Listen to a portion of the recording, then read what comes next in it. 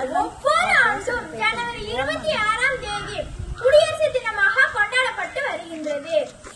குடியரசு தினம் ஒரு தேசிய திருவிழா ஆகும்.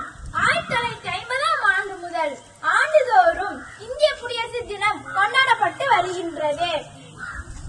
இந்திய அரசியலமைப்பு சட்டம் செயலாக்கத்திற்கு வந்த நாள்தான் குடியரசு தினமாக கொண்டாடப்பட்டு வருகின்றது.